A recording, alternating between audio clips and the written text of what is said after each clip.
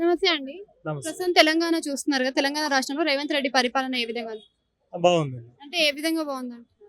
అంటే రైతు రుణమాఫీలు, ఈ ఫ్రీ బస్సులు బాగుంది. అంటే రైతు రుణమాఫీ అంటున్నారు కదా! అందరికి అన్ని అందలేవు అని అంటున్నారు. ఎంతవరకు నిజం? అంటే కొంచెం అందులో ఆధార్ కార్డ్ నంబర్లు కొంచెం మిస్ మ్యాచ్ ఉండడం వల్ల కాలేదు. అవి కూడా అయితే అని చెప్పేసి అన్నారు. ఉచిత కరెంట్ కూడా అందరికి రావట్లేదు. అది కూడా చేస్తున్నారు. అంటే మెయిన్ అందరికి ఇస్తానని ఒక హామీ ఇచ్చాడు. కానీ ఇక్కడ రెంటెడ్ వాళ్ళకి రావట్లేదు. రెంటెడ్ వాళ్ళు కూడా మరి హామీ ఇచ్చిన వాళ్ళలో ఒకరే కదా! రెంటెడ్ వాళ్ళు కూడా సో వాళ్ళు కూడా ఇప్పుడు కొంతమంది మా అన్న వాళ్ళు కూడా ఉన్నారు. వాళ్ళు కూడా పెట్టుకుంటూ వాళ్ళు కూడా వస్తున్నారు. యువతకు ఉద్యోగం వచ్చే అవకాశాలు ఉన్నాయి. ఇప్పుడు ఎందుకంటే వీళ్ళు చాలా రోజుల తర్వాత ఇప్పుడు చేస్తున్నారు. ఖచ్చితంగా వస్తాయి. అంటే ఇప్పుడు రేవంత్ రెడ్డి ఏ నిర్ణయం తీసుకోవాలనుకున్నా కూడా స్వయంగా తీసుకోలేడని అంటున్నారు. స్వయంగా తీసుకోలేకున్నా కానీ ఈయన అప్లికేషన్ పెట్టుకునే ఛాన్స్ ఉంది. అవి అమలు చేసేంత ఉన్నది. పెన్షన్లు కూడా పెంచుతానే ఒకనప్పుడు హామీలు ఇచ్చారు. మరి పెన్షన్ ఇంతవరకు పెంచలేదు. మొన్న వచ్చిన ఏపీ గవర్నమెంట్ పెన్షన్లు పెంచేసింది కూడా.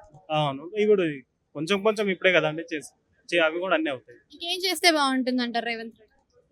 ఇంకా అంటే ఇక ఈ యువతకే మంచి ప్రిఫరెన్స్ ఇచ్చి వాళ్ళని ముందు తీసుకెళ్తే అది నా అభిప్రాయం.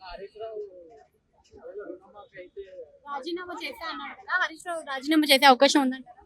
ఆయన రాజీనామా చేసే అవకాశాలు ఏం లేదు. Thank you.